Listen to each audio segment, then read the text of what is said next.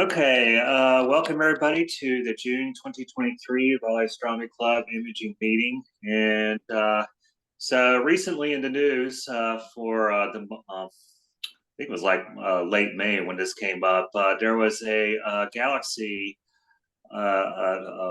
Messier object called N101. It was a galaxy that had a supernova event go off on it. And so that attracted a lot of attention. So I just thought we would make that the topic of tonight's meeting.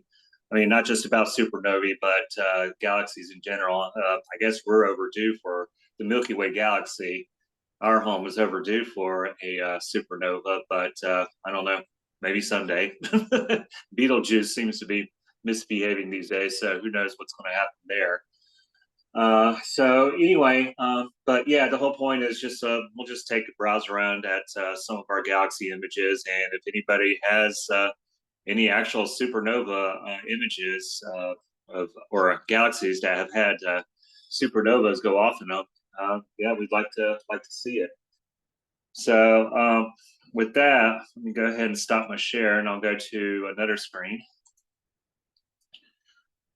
So let's see. Escape that. And let's see. Go here. Bring this guy in.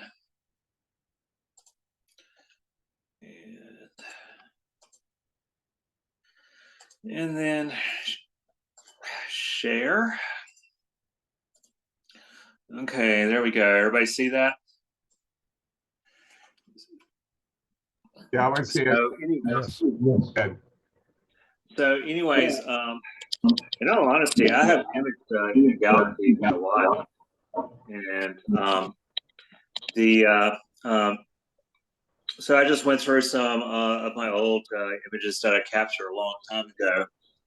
Some of you may have noticed this guy. This is Markarian's chain with Messier objects in it. We have, I think it's the bigger one up here in the left, or excuse me, right of center.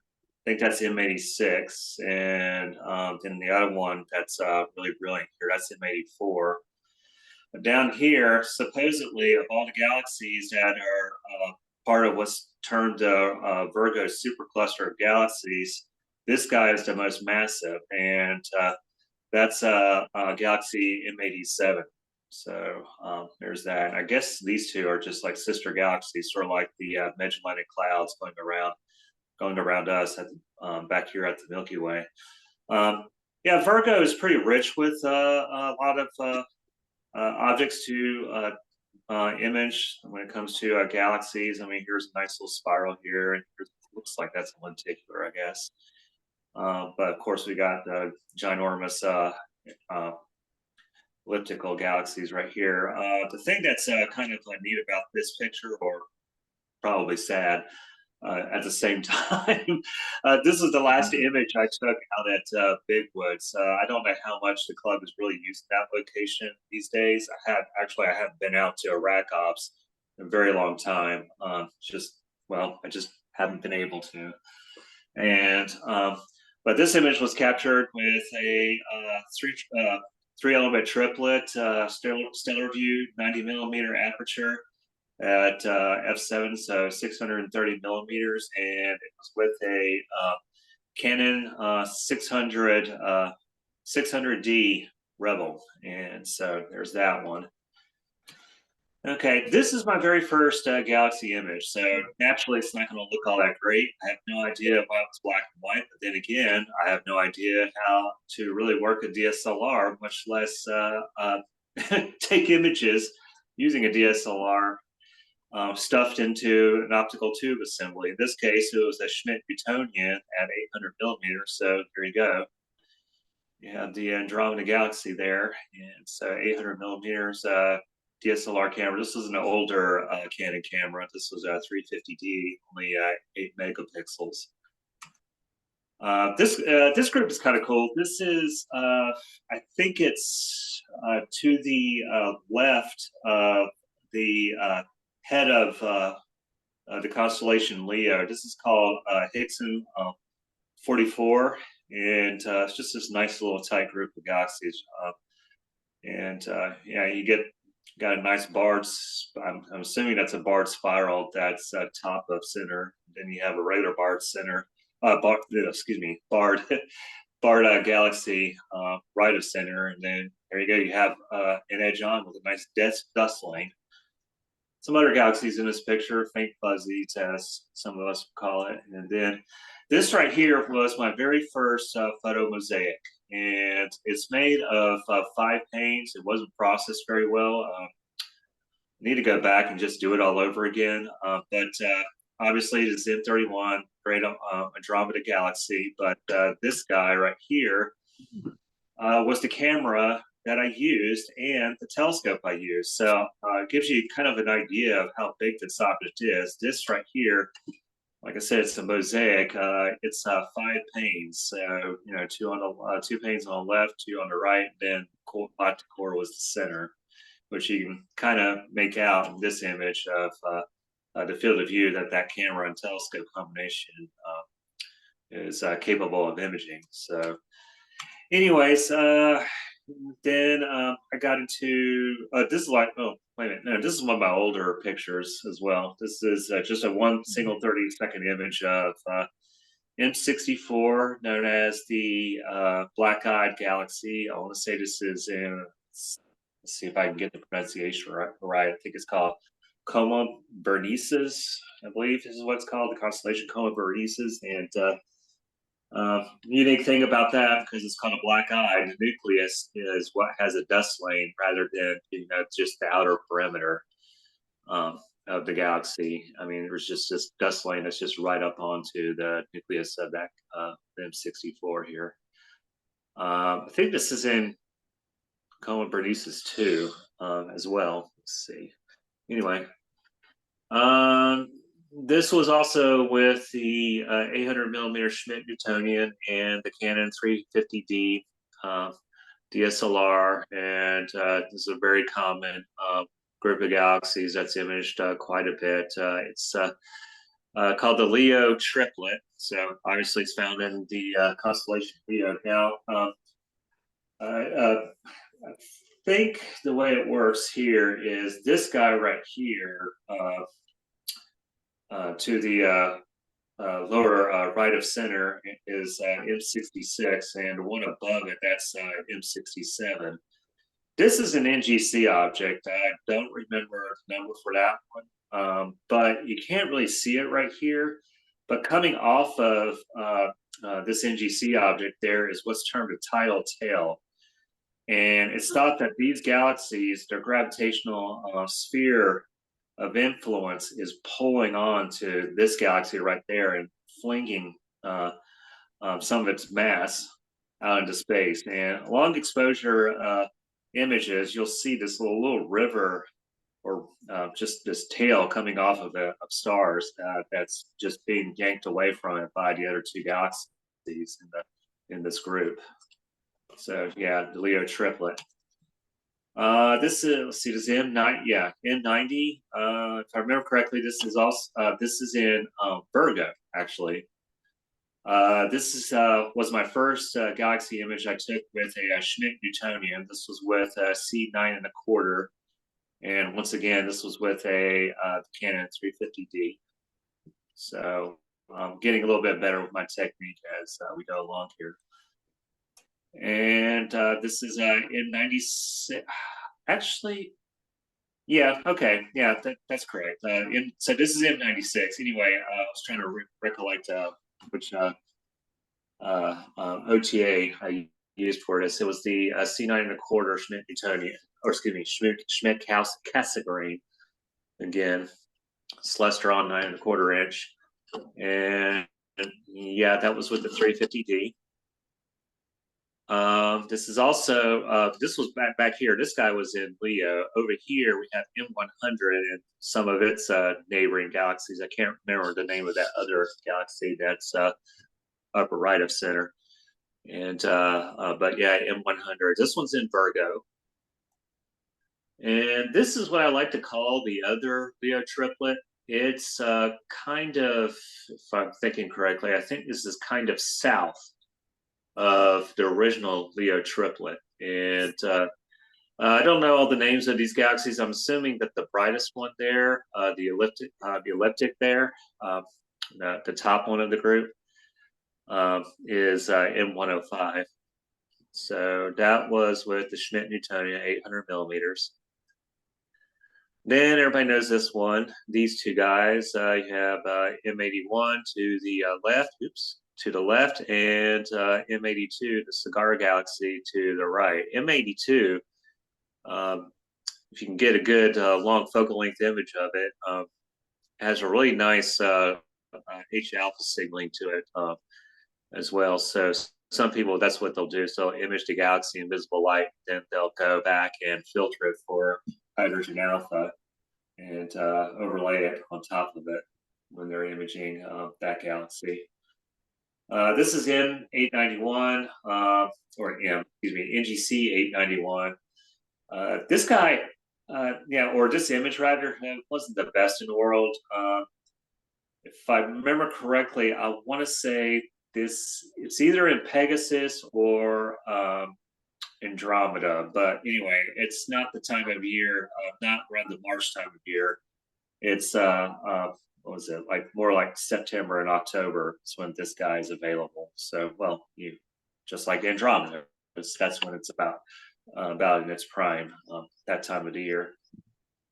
But anyway, okay, so that was with the C9¼ again, and that was, I believe this was one of the first galaxies I took with the Canon 600D. So my newer Canon DSLR, which I still use it, and that one has 16 megapixels. And this one right here, this is M2903. I think this one is sort of like Hickson 44. This one's I believe it's in front of the head of Leo, constellation Leo. Pretty sure it's in the constellation Leo. This was in with the Celestron 9¼ inch Schmidt Cassegrain, and that was with the 600D Canon. This was a lovely group of galaxies right here. They just look like three little coins to me, and a nice set of edge-ons. And this guy or this group is found in constellation Virgo. So again, C9¼ and Canon 600D. This is an area I really want to revisit again. It's just a magnificent selection of galaxies that you have here, and a really nice barred spiral right there, upper left center. And I mean, you got a little bit of everything here. You got an elliptic, lower right of center, then you have just your standard. I think that's a lenticular. I can't remember. You probably see on the window I'm sharing here, or my screen share here, it says NGC 4274. That should be the galaxy that is upper right of center. That nice little guy right there, and I think that is a lenticular galaxy. I can't remember, but this is in Colin Bernice's, and if I'm hoping you can see my mouse pointer right here, but NGC 4274. If you were to go, I think up a little ways into the right, there's another sizable galaxy that can join this group, which I thought about doing with my Stellar View 90 millimeter aperture, 630 millimeter focal length, and because this one was taken at 800 millimeters focal length, and I was thinking that I should go back here and do it with the 630 millimeter and see if I can capture that other galaxy. That barred spiral there, and well, NGC 4274. I'd like to see those up close, but anyways, oh God, this is terrible looking. Okay, so this is NGC 7331. This is in the constellation Andromeda, if I remember correctly. And some people have called it the small Andromeda Galaxy because, well, it does look like Andromeda a little bit. And this was with the Celestron 9 1/4 and the Canon. Let's see, yeah, Canon 350D. Hey, Chris. Okay, I what's think up? that last one's in Pegasus. Oh, it's in Pegasus. Okay, yeah. I think so. Next Doesn't that door. sound right? Sorry. So okay, where about is it? Oh, is it like at the Horse's Legs? Is that where it is? I don't know, but it's right next to the Steffens Quintet. Okay. Okay. Yeah, that's right. Yeah, I do remember that. That's another target I need to go after. Stevens Quintet. That's for sentimental reasons that I need to go back and image that. Okay. Well, where are we? Let's see. Okay. So this is my first attempt at M51. It's known as a whirlpool galaxy. This is found at close to the very tip of the Big Dipper asterism, found in the constellation Ursa Major, and yeah, it's a very photogenic galaxy.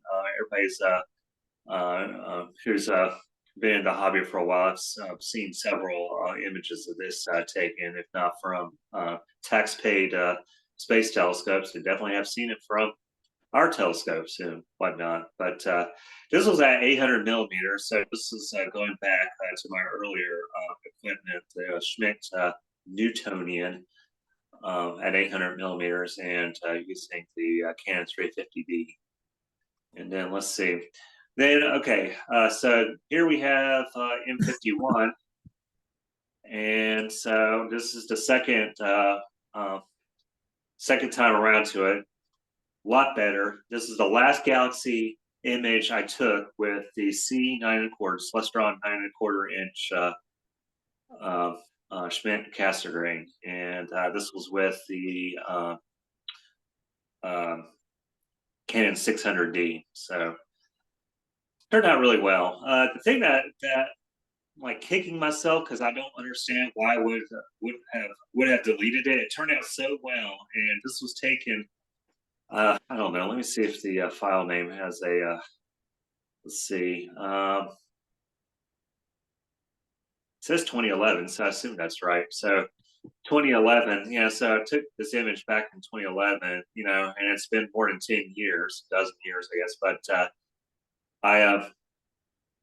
yeah, I'm kicking myself because the data set I used to get this, it's gone. I just cannot find it anywhere. All I have is just the actual stacked registered image. I don't have the raw files anymore because I think given all the stuff I have learned from processing since 2011, I think I could have probably done a little better job with this guy. But either way, I think it turned out okay. So anyway, so this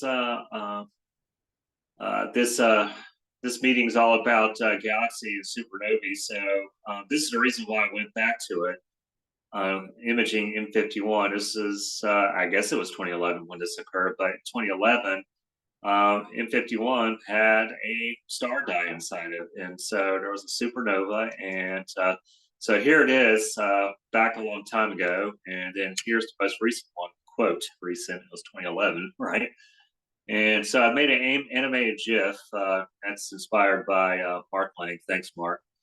And so you can see it right here, and I just blink it back and forth between those two different images that I took. So 800 millimeters and the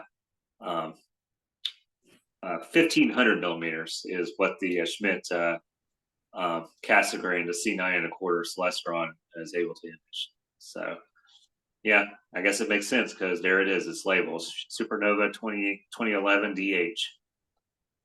So okay, thanks for listening. Okay, who'd like to go next? I can go, Chris, if you want. All right, see what you got. All right, let's see if I can share the screen properly here. Yeah, it's this one.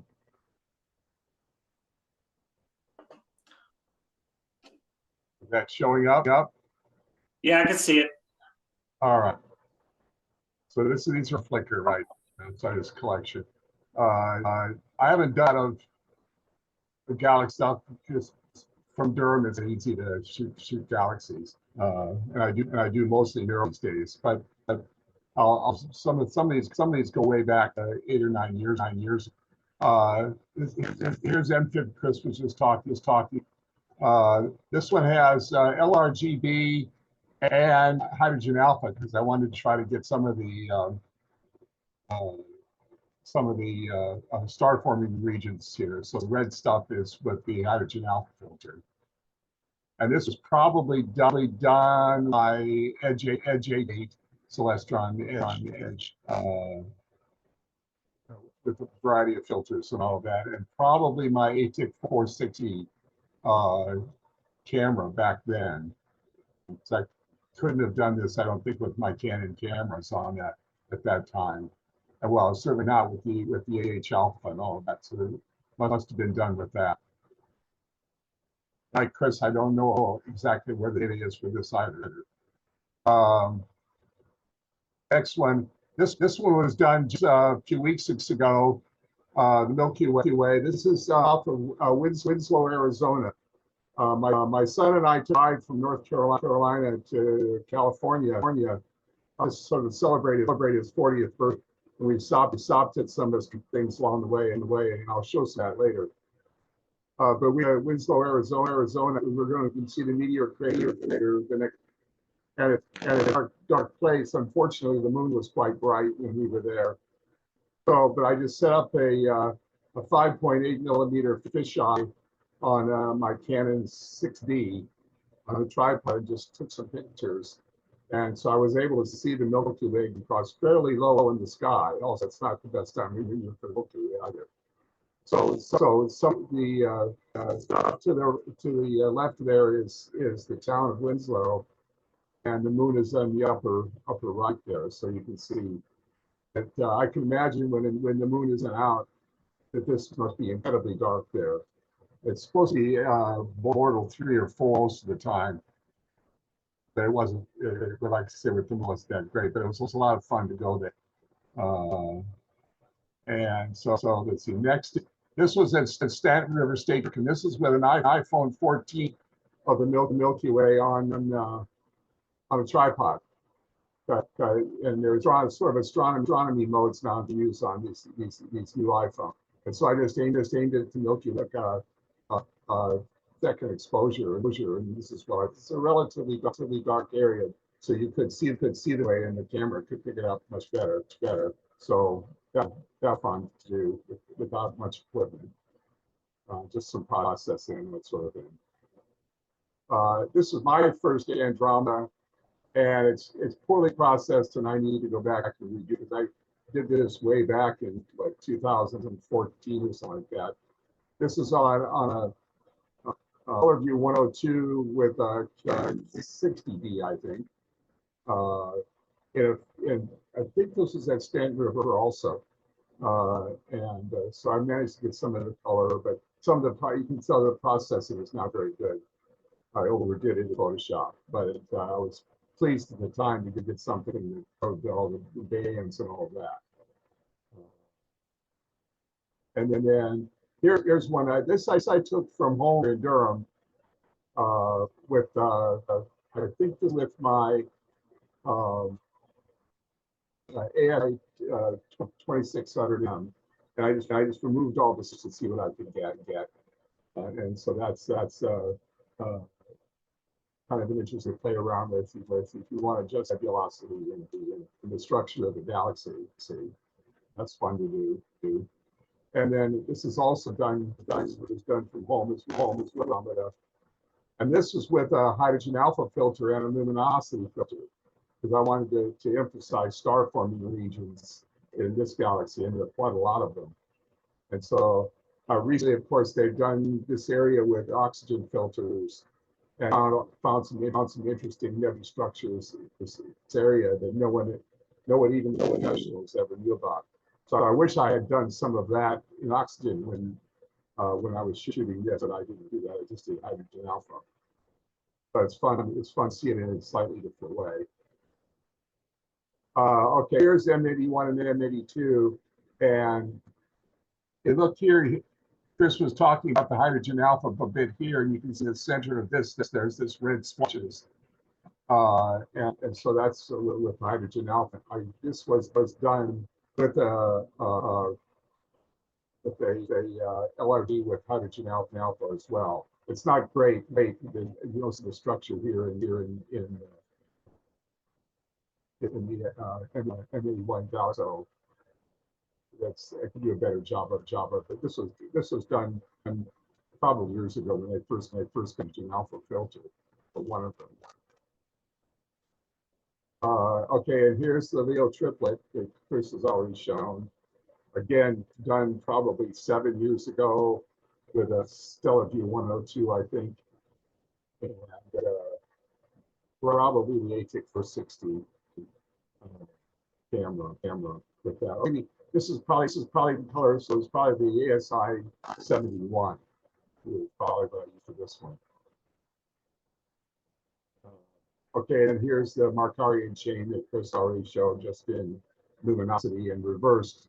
Because sometimes when you reverse these things, you can see structure you can't see when it's black and white the other way. And of course, full of galaxies. If you zoom in, there's galaxies everywhere. The little tiny ones and the big ones, of course. And that's fun to do if you're doing it throughout the year. Okay. Now this is M101. I missed it. This is M10 that I did a few years ago just for play around equipment. And it's not only like an hour's worth of exposure. Glad I did it because of the supernova that appeared in the one. And then M101 number of years ago with a lot more exposure. All done with monochrome cameras. So there's a lot more structure in this one and more hours of exposure. And then this is with one of the new 2 scopes that I just aimed it at one that did about an hour of, I think, let's see, 10-second exposures, just to see if I could get M101 at all. There's probably 800 exposures or something like that stacked in Dixon site, and indeed the supernova is there. And the telescope I use for that is this thing. That's the new $400 telescope. You can extremely portable, and so put it on a tripod. You can put it up to kind of an equatorial mount rather than all as, and you can buy an off mask on it to get better focus like that. So I've been placed for a while. This thing on the side is to aim it toward us so you can get an equatorial view of things. It's a fun thing to do with. You're never getting extremely good from it, but it's a lot of fun to carry around. I could easily fit this in my suitcase to travel to any places. And if you're going to a dark place and you just want to put something out and stick it on the tripod, this is a lot of fun. I've got a Leo 50 on order, which will be much better than this. I won't get that till August, so I'll give that a try when I get that. And this is the kit that, hang on if I can get to it. This is the kit that comes with it. It comes with a tripod that I don't use, and you put a memory card in it in a little case that you can stick it in another suitcase, so it's carry on an airplane or something. It's a lot of fun to have this kind of thing, and I've just been playing with it to try different things. Okay, this is the Galaxy. This was done at Stanton River State Park, also, I think, with my Edge HD years ago now, 2000. I don't know, 2017, maybe something like that. And then let's see what else. And then M80 Gar Nebula, and this had a that spot right out toward the edge is the supernova that occurred in this a number of years ago. And now I really didn't know what I was doing back then, but I knew there was a supernova there, so I just aimed something at it to see if I could get and it was bright enough we could pick off the super in that galaxy back then. Yeah. Let's see what. Okay, in this case, just for difference, this was this sun taken with that Dwarf 2 telescope. It comes with neutral density filters that you can put on the front and aim it at sun and get these kind of pictures. So that it's like I say, you can do a lot of things with it for $400. Let's see what else is good. Oh, and this is just something recently. This is the sky with the radiant smoke from my front porch a few nights ago. But it was aimed by my iPhone just to see if the orange colored smoke was there around, and indeed it was. So, and then I want to show our thing here. This is a 101, and they're supernova down there. You can see it blink that animated GIF of that. And what I did was I took the picture the Dwarf 2 with the supernova, and I combined it with the M101 picture I took a few months ago with the Stellar View 102 that I used to photograph this.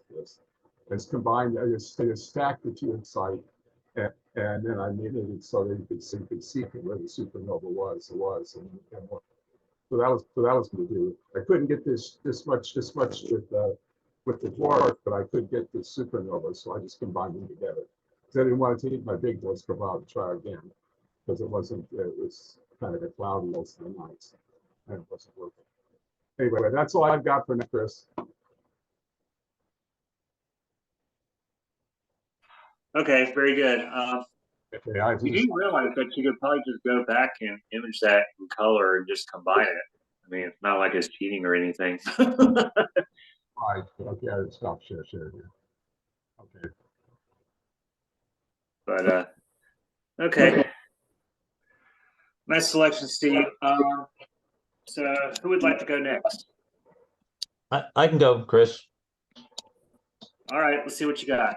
All right.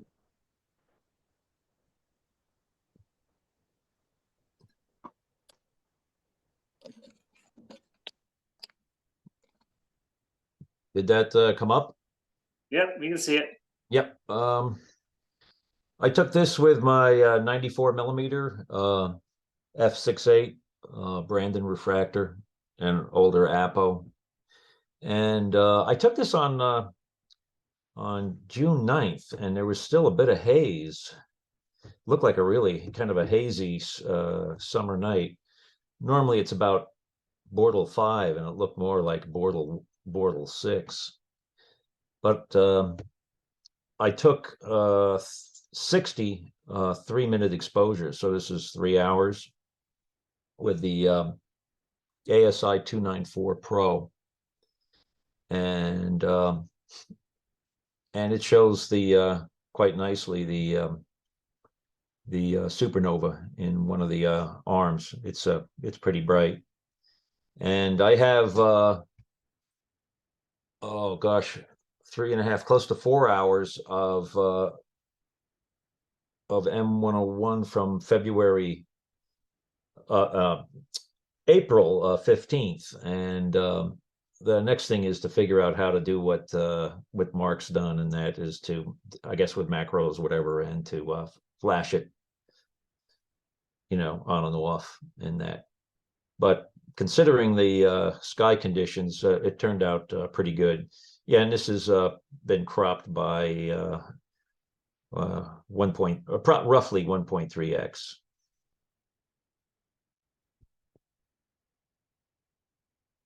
Looks good. Yeah, and that's what I have. Okay, very good.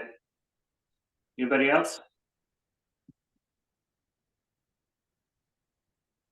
No? Okay, I thought Mark like I got it. Yeah, I got I've got something, Chris. Oh, okay. Awesome. You want me to go? Yeah, go for it. All right. Let me see if I can share this thing.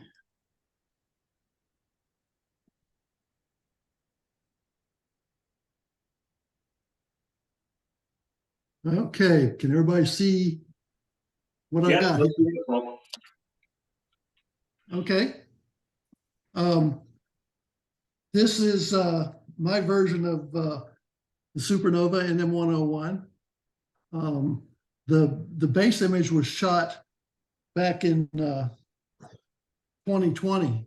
So I just happened to have something on hand that I could compare the newer version against. And the newer version was shot on the 21st. So it was like only a few days after it really became bright. And so can everybody see it flashing on and off there? I hope. Yes. Yes, I can. Okay.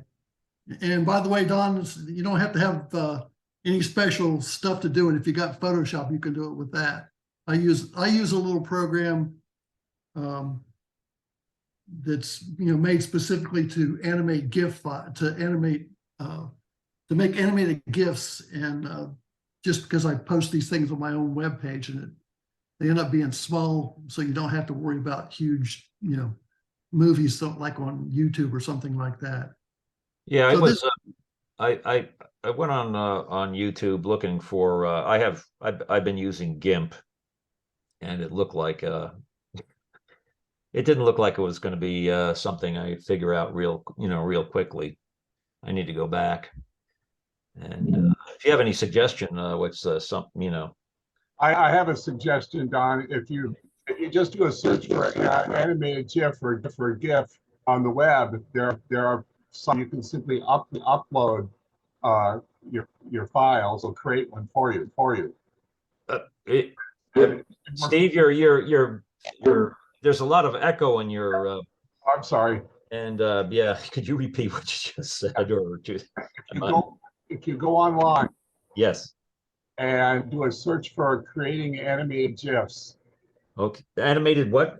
Animated GIFs, GIF. Okay, it will take files and create a little movie for you. Okay. That works. So and I found some that's completely free. And you just upload the files you want to animate. Will create an GIF file that you can download. It works extremely well. You don't need special software on your computer, and you don't need to do it in Photoshop anyway. And I've found it quite well. Very good. Thank you very much. It's worth a try at least. Yeah.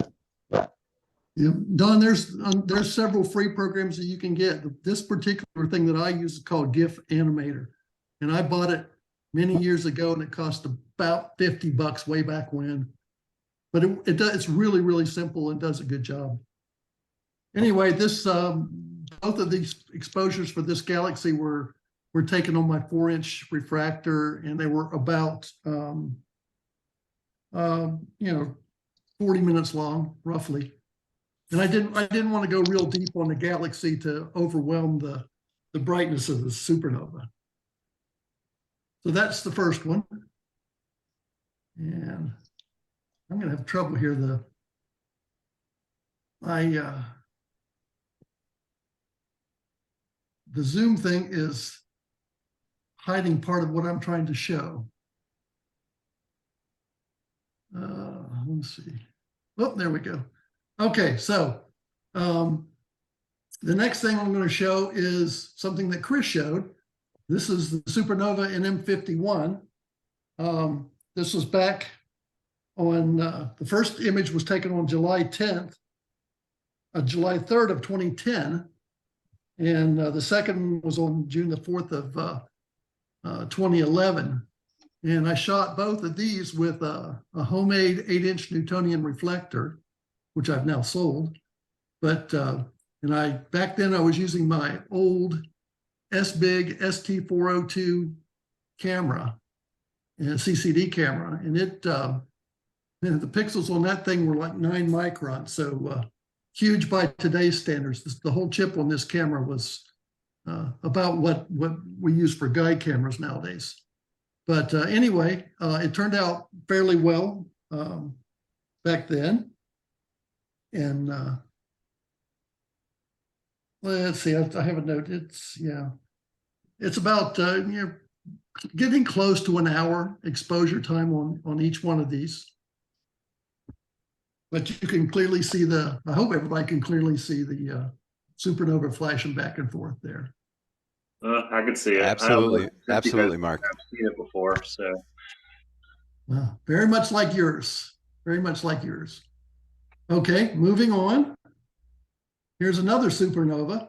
This is in my favorite galaxy. This is NGC 7479. Little That's in galaxy. Pegasus, right? I'm sorry, say again? Is that in Pegasus? Yes. Okay, I remember this guy. Yeah, it's yin yang. It's a yin yang kind of thing. Yeah, it's a cool little barred spiral. And I obviously don't have a lot of exposure time on it here, but it showed the supernova pretty well. One of these is with that 8-inch f6 Newtonian, and the other one was taken. I got. I can't remember exactly where I got the second one, but again, using my old SBIG ST402 camera. So this is 2009 and 2010. And then this one's going to be not as nice, but this is another supernova. This is the Galaxy M95 in Leo, I believe. And again, taken with a combination. One picture, the nice picture with the supernova flashing on and off was taken again with that 8-inch f6 Newtonian. And then the second one I just took a couple years ago with my 4-inch f5 refractor. So I kind of had to scale it up and align it and get everything, working together. But not the best photography in the world, but it gets the idea across of what we're trying to show. And then finally, just a regular galaxy picture. The only thing I've taken recently, just like you, Chris, here's my picture of M90 in Virgo. And I took this one with my 8-inch Celestron SCT. And I was using my ASI 294 MC Pro camera, just like Don has. And this is 2 hours, I believe. 2 hours at f7 from my front yard. Okay, your front yard. So, sorry, I keep going to your webpage just because I have an ASI 294 that I've gotten and unfortunately haven't used enough. So, as far as particulars go, you did this from your front yard in Cary. I can imagine that probably my place is, I don't know, maybe a smidgen darker, but it doesn't matter. I'm trying to emulate what you have done here. So what kind of, did you use any kind of filter to do this? No filter. No filter, just No filter. stick it into your telescope and away you go. Yeah, I'll retract that just slightly. I always leave a UV IR cut filter in the camera because I shoot 99% of the time with my refractor. And if I didn't leave it in there, I forget to put it in. So I just leave it in there all the time. Okay. And it didn't hurt anything on the Schmidt-Cassegrain.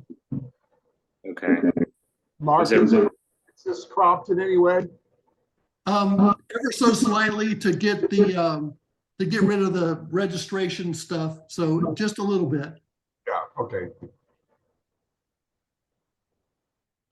But did you use a reducer?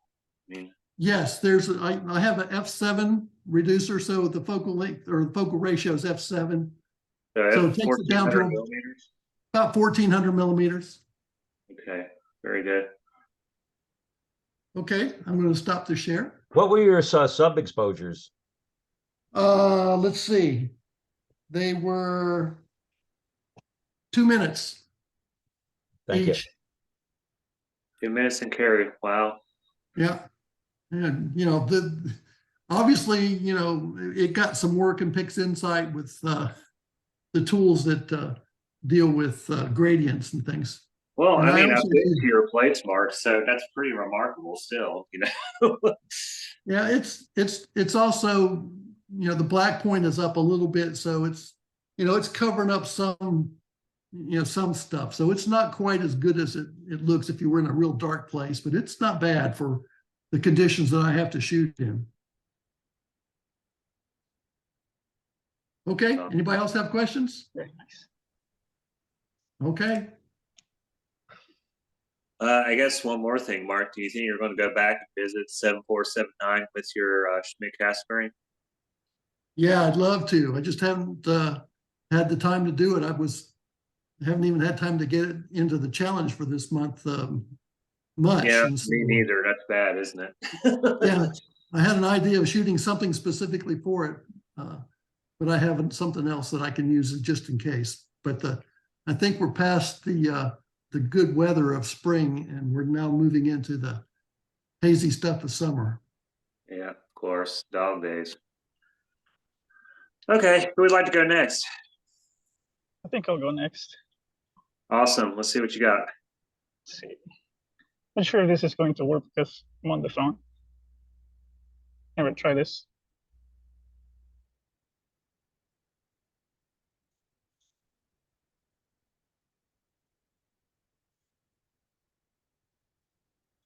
Can you guys see my screen? Yeah, we Yes. can see your phone screen. Okay. So this month I took an image of supernova. I You guess can it's moving barely slowly. see it. Can you guys hear me? Yeah, we got the image now. So yeah, you're in 101. I see where the supernova is right now. Yeah.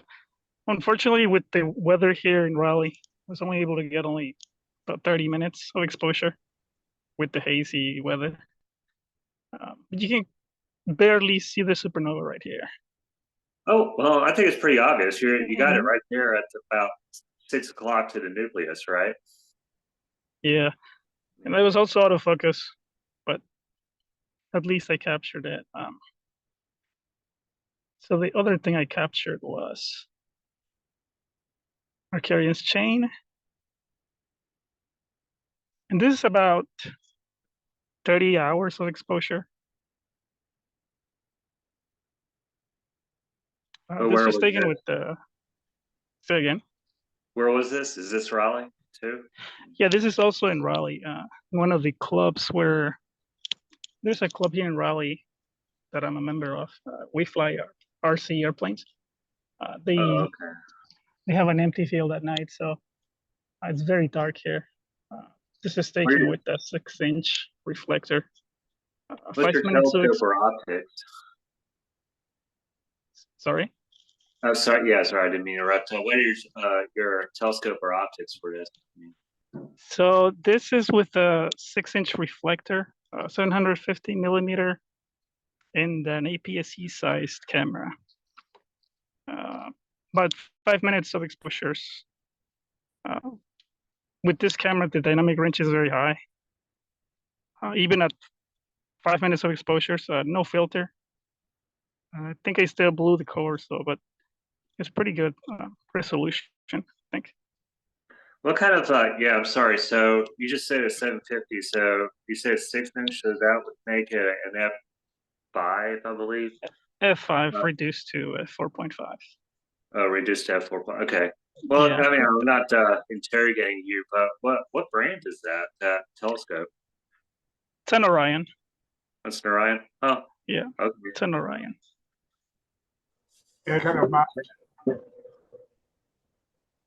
But I'm very impressed with the images. no, I what think, count? What count? sorry. Scope mount. What mount? Oh, the mount, it's a EQM35, so it's an entry-level mount, Oh, okay. but it manages to do 5-minute exposures. You can see some trailing, but I think I'm overloading this mount, unfortunately. That's So pretty I well do need done, to Brad. upgrade Yeah. pretty soon, I think. It's lovely. What was Well- the well done. mount they used again? Mount EQM35 Okay. by Skywatcher. Yeah. You have any suggestions? That I'd love to get rid of mine. Get rid of my mount, upgrade it.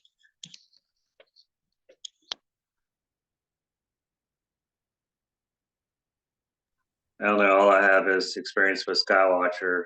or Skywatcher like, hyphen like mounts, and Yeah. that's So about that's it. all I have. That's all I have in terms of supernovas and galaxies. Okay, very good. Thanks. How do I stop it? Okay, who would like to go next? I have a couple, Chris. Always delighted. Let's see them.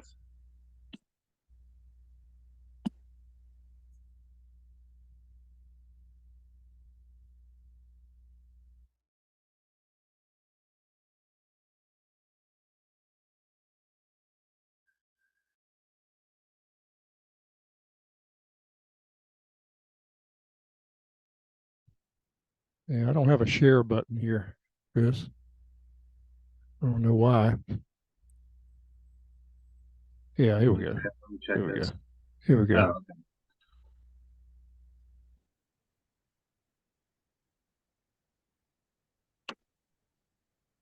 okay. Everybody see that? Beautiful. Yeah, this is a few years ago. It was shot with a loaner scope. I had a Skywatcher, a Spree 150 refractor, and shot this with a Nikon D750, not an Astra camera, just a full frame digital camera. So I'm wishing I owned that scope and didn't have to send it back, but it's cost what, $2,000 more than it did 3 or 4 years ago when this picture was made. But What kind of scope was it? it's an Esprit 150 refractor, f7 Oh, refractor, 150 millimeter f7 refractor, okay. and the flattener comes with it. And man, what a nice job it did. But this is some 5-minute subs at ISO 400, about 30 of them. Did you shoot those from your house, Johnny? Yeah, it's from the backyard. Yeah. Wow, nice. Yeah. Wish I'd have kept that scope. Okay, and here's the supernova. This is on May 24th. Kind of a happenstance shot here. I had a hole in the clouds and I didn't know how long it would last. So I had the camera configured. This is with a 14-inch Meade at about f7. And I had my ASI 2600 color camera configured to it, ready to shoot that night, but it was cloudy. But then it cleared up. But there were clouds all around, so I didn't know how long my clear sky would last. So I started making 30-second subs back to back, and at bin 2 to get a little more sensitivity. So anyhow, I got 70 of them. I got 70 30-second subs. So I'm sorry. Yeah, so it was the ASI 2600 MC, I'm assuming. The MC Pro color camera. I didn't know you could do binning with something like that, or if. Well, I know you could do binning with it, but I didn't know what the result would be. Yeah, I was getting a little more exposure in the subs when I was at a bin 2, so I left it at bin 2, and anyhow, I got 70 of them, and this is the best 60 of them. So it's. I can't complain. Yeah. Oh, it's incredible clarity and resolution. But it's I don't know if it was at its peak then or not, but I saw a picture. Like a star right there. I saw a picture in the last couple of days from Michael Hager in Greensboro, and it was clearly down. Has anyone seen it the last couple of nights? I saw it two nights ago. I think it's still somewhere's in the mid to high 11s in terms of magnitude. Okay. At least from what I was seeing. Yeah. So. Now, what night did you see it, Dave? And that would have been on Tuesday night. Tuesday night. Okay. I need to take another look again under some better conditions. But anyhow, I was surprised at what I was able to get out of that sequence, given the the half hour of hole in the clouds.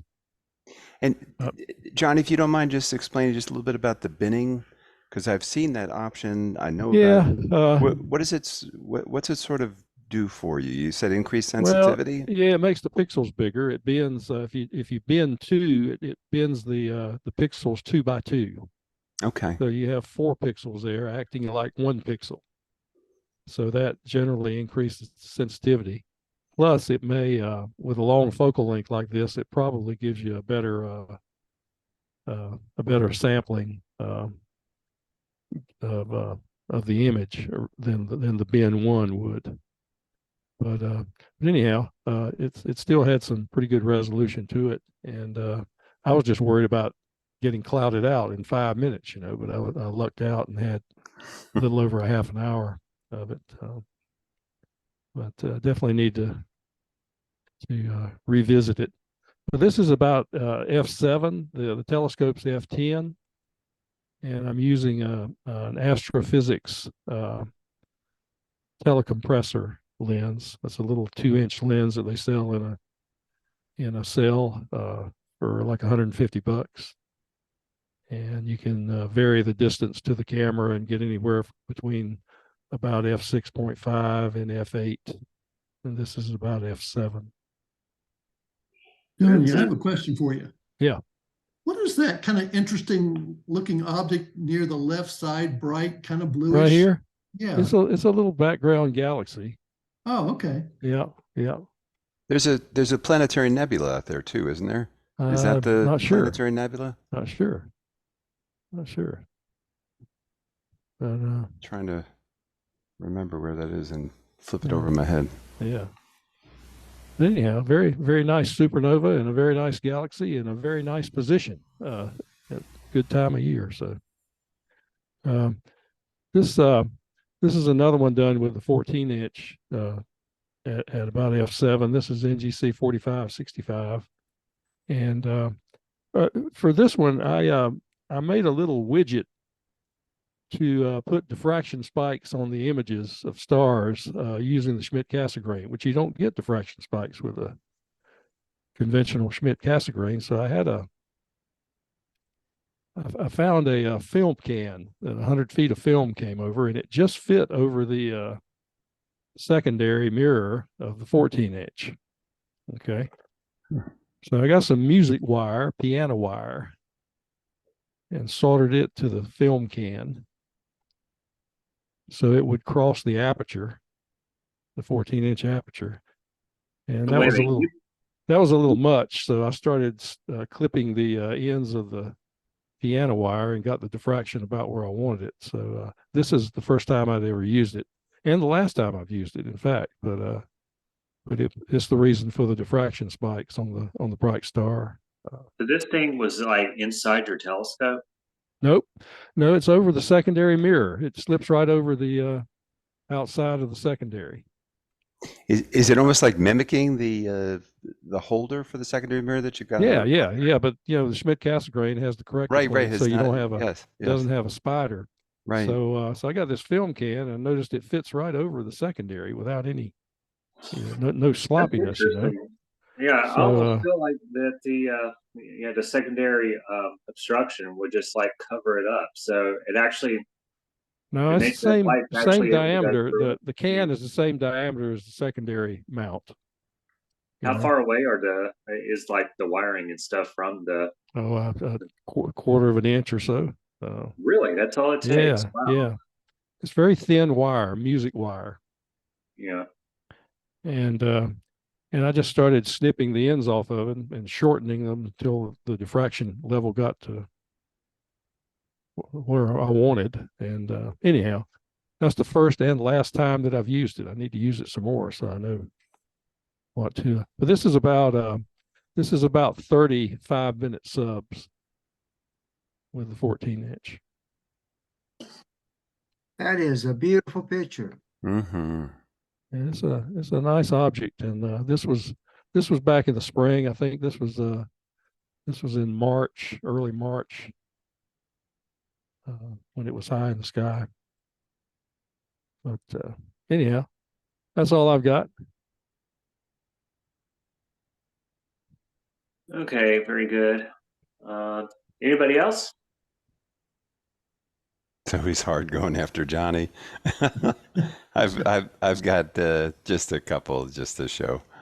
Well, let's see what you got. It's okay. And first off, is it sharing yet or not quite yet? Don't see anything. Hold on. I just saw something blank. Okay, there we go. Yeah. Yeah, and I'm working on a little video like the other gentlemen have been doing, but this is just a. Are we seeing it okay? Yeah, we can see it. Okay.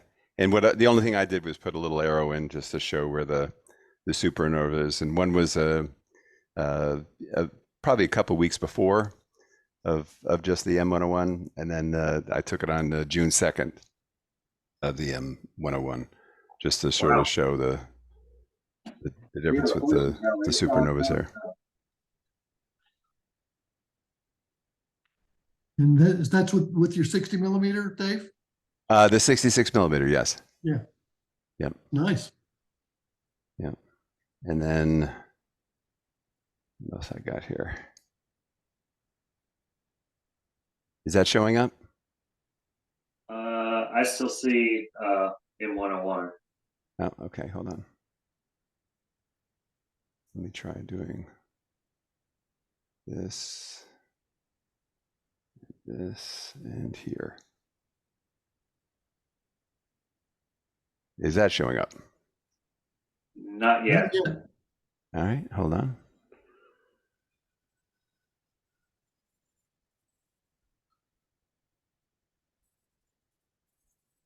Well, apparently it has disappeared from the sharing screen, so I'll just show you the.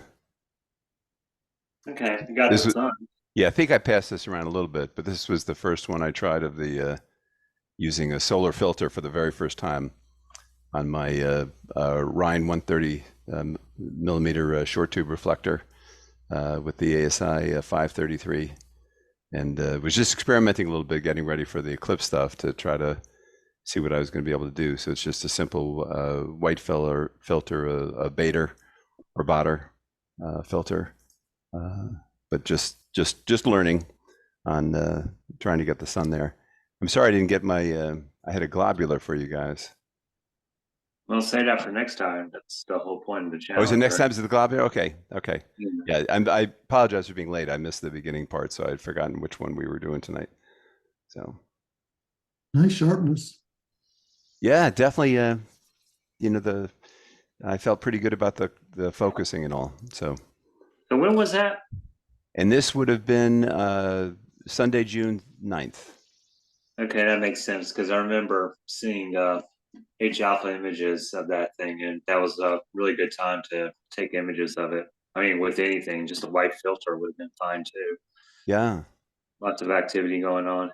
Yeah. So, Dave, just like really quick, if you're going to image the eclipse,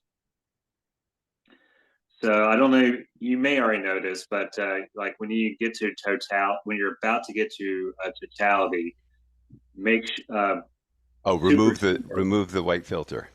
Well, remove the white filter, yeah, when you hit totality, but make super sure that you're in focus. And the nice thing about the last eclipse we had, 2017, there was a sunspot that was on the sun, and so we had something to focus on. So we didn't have to completely just rely on that very, the edge, terminator, or whatever you want to call it, of the disk of the sun to tell if we were in focus or not. So that's something, if anybody's going to go out and image this next time around next year, it helps to have a sunspot to focus on. So good to know. Yeah, just keep that in mind. So hopefully we'll get something. I've got a place to stay for that eclipse, but I need to find an observing site. But okay, anybody else?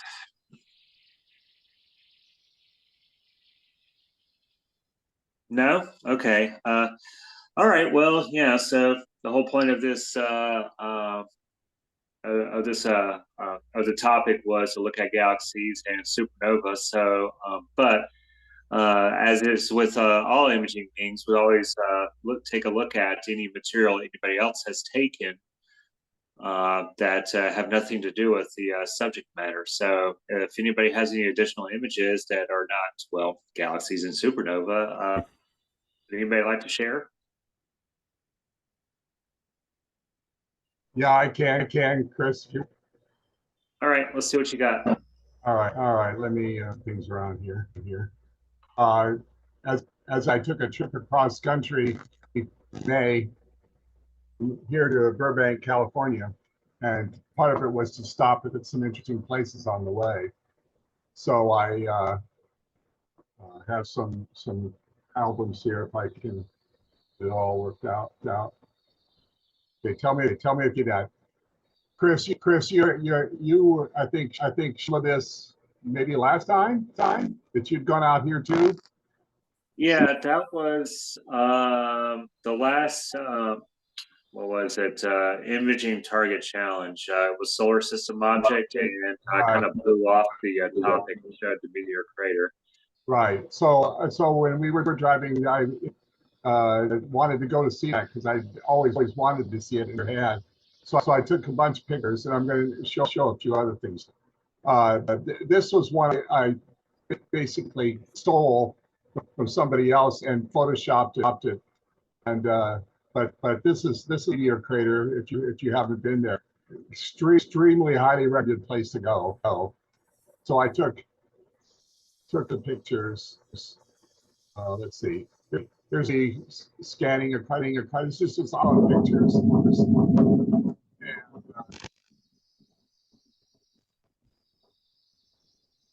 place is way bigger than I expected, to be honest with you.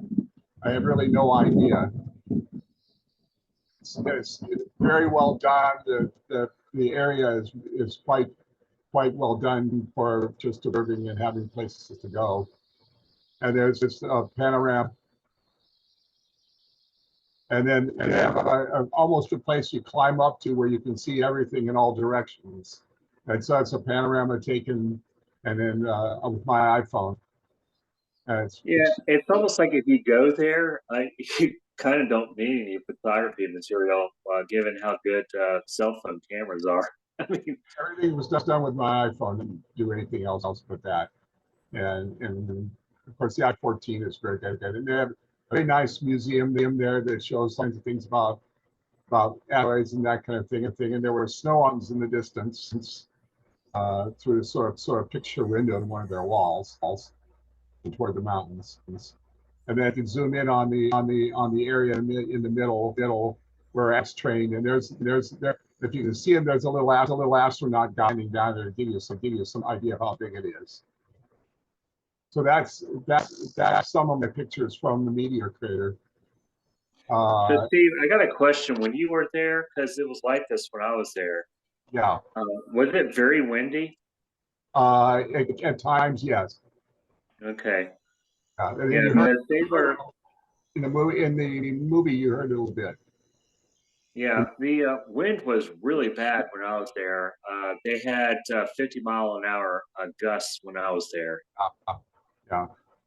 But yeah, we in Winslow the night before, and then we were there in the morning about 9 o'clock. And the crowds had not occurred yet, but by the time we got done around noon, there were still quite a few people there then. So it's worth going in the morning if the weather permits and all that. So the next thing, right after that, we went to the observatory in Flagstaff, which is a very impressive place. I was just at Wilson months ago, but it was even better done than that. It's not as geographically improved, but they've built a new building there. Have all these telescopes, huge building with a roll-off roof. It has maybe 6 or 7 telescopes of different kinds in there. And the moonlight, or not moonlight, but that moon, you saw that Moonraker one that was like a really long red refractor. I've got a picture of it here. There it is. That's the one I wanted to look through very badly. Yeah, it's beautiful, beautiful telescope. It's totally amazing. But then they have ones they can roll out for observing, and then it's that they can do for take. There it is, right there. It's really beautiful telescope. And this was the solscope that who was running the place took out so could see the sun during the daytime. And then, of course, there's just some observatories there, and they're building more educational things there and all kinds of other things on there. To take pictures of and written, very nice, beautifully done. And then if I can get to, so that's their one of their new, that's the roll off astronomy place right there. Were you there when they actually I don't know how long you were there. Were you there when you could see them like move the shelter across those rails? No. Yeah, that's something I wanted to do while I was there. I was just like, golly, I would love to just see the roll off of the whole damn structure move across the ground. It would have been pretty cool. Yeah, it's a very nice just to walk around. This is the tomb of Lowell himself. First of all, he's buried in this building. And then looking at the peaks and like that, there's some nice flowers and observatories and that's one of the views from one of the areas. Lots of observatory. And then there's the big 24-inch actor, correctly. There were actually a whole crowd of people in here, but I used the new Photoshop generative AI to take all the people out. So there was people along these rails who just photoshopped them all out. This is a very impressive thing, and it's how they built it and all of that. How they just quite a. These are automobile tires that they mold the dome on. And then this is looking down on Flagstaff, and that's Route 66 in Flagstaff. The famous Route 66. And Did you see the astrograph? The Pluto astrograph? Yes. I don't know if I have a picture of here. But yeah, but it's a wonderful place to visit, and they have museums and things like that. So that's a really great place. Highly recommend it if you're in there. If you ever get there, don't miss. And then there's some old Lovell's old stuff and that kind of in some of the museum area. And finally, then also it helped that in their fantastic nuclear museum in Albuquerque that has all kinds of stuff about the atomic bomb and the Manhattan Project and relics of that time and models of the bombs and things. That's all. I didn't even know this did. And I found it in what's Albuquerque thing, and it was really amazing. And then models of the Fat Boy and little, the atomic bombs. But then outside, there's a model of the tower where they blew up the first bomb, and then all kinds of craft that sit out in this area here that you never. I don't think I've ever been able to be this close to these kind of planes before. It was quite amazing. And then finally, we went to Joshua Tree, hoping it would be possible to. Sorry, back to it here. Not been to Joshua Tree. That's another. We could go there at night because of the, but impressive place, and it's extremely dark there. But we weren't able at night, and the moon was probably too bright to do much imaging. But a highly recommended place to also go. So plan to go back there sometime when the moon is not out and see what I can do about imaging. Maybe take some serious stuff there, but that's great. So that was a week's worth of driving, going to see some science and so many things along the way. So that's all I've got, Chris. Yeah, I think when I made my trip out there, some of the people uh,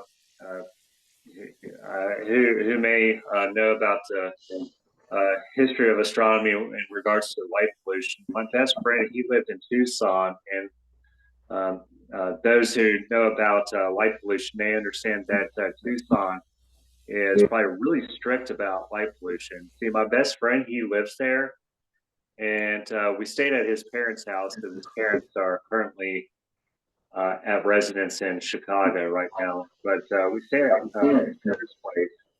What was crazy about it is that everywhere you look, there were not any was it like two-story houses. It's like everything was one story. And I asked my best friend about that. He said that that had something to do with just the climate, makes it easier to cool things that are one story, and that the lighting of a two-story house just also adds to light pollution. So they're very stringent about their rules around Tucson about that. And then also all the lighting, all the outdoor lighting of the house, because we would come in at night to go back. We would come into his parents' place at night, and yeah, the lights would be on. But what they were is they were sconces that would point down and towards the house. So it's like I actually did trip over myself one time trying to, get to the house because I couldn't really see the walkway that well. But it was a pretty crazy experience. I didn't go to Mount Lebanon Observatory. That was one place I wanted to go to while I was there.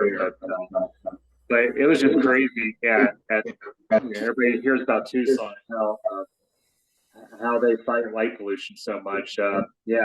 It's truly a place to behold if you ever get a chance to go out there and see what a clear night is like. Well, they said the same thing about Flagstaff. They have strict lighting rules there as well. And so you will when you're looking at it at night, it doesn't look like a normal city where they don't care about lights.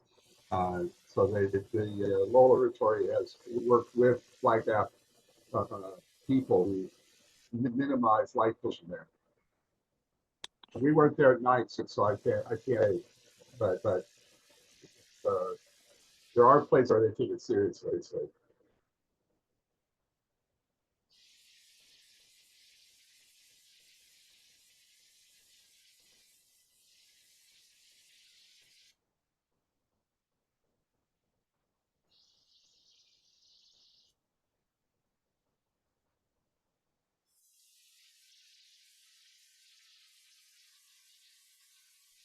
Okay, can everybody hear me?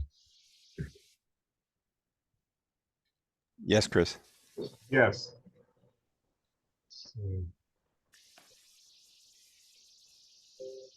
Okay, sorry about that. My phone, for whatever reason, just went out, so I'm gonna do this as the host right now. So, okay, all right. Well, I guess that's it. Did anybody else have any other images to share? That had nothing to do with galaxies and supernovae. No. Okay, so something I want to ask everybody. One of the things I wanted to do that I mean, everybody.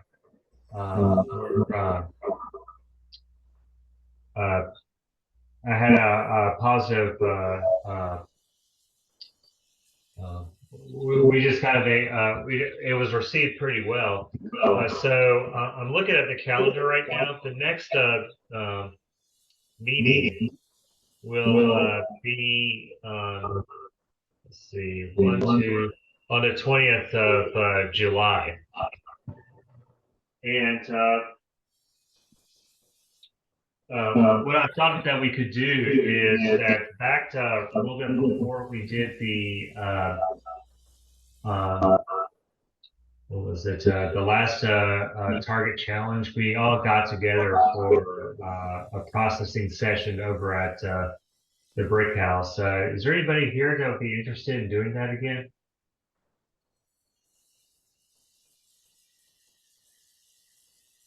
It depends on what you're talking about, what date. Yeah, what day? Okay, so yeah, obviously.